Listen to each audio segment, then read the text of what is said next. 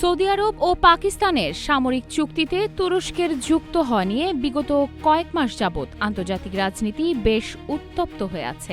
এরই মধ্যে ভারত এই চুক্তিকে নিজের জন্য সম্ভাব্য হুমকি হিসেবে চিহ্নিত করেছে।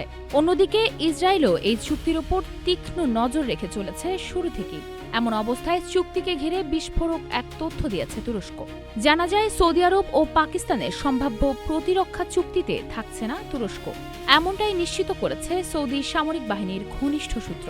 বার্তা সংস্থা এএফপির বরাতে জানা গেছে, সৌদি পাকিস্তান প্রতিরক্ষা চুক্তি পুরোপুরি দ্বিপক্ষীয়, এতে তুরস্ককে যুক্ত করার কোনো বাস্তব আলোচনা নেই।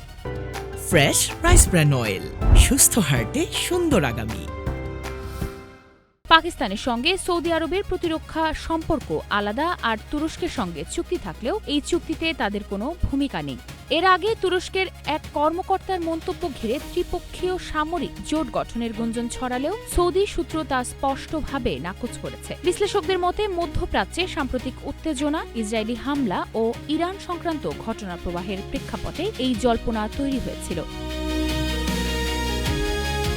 মাইশা মাহমুদ, নাগরিক প্রতিদিন।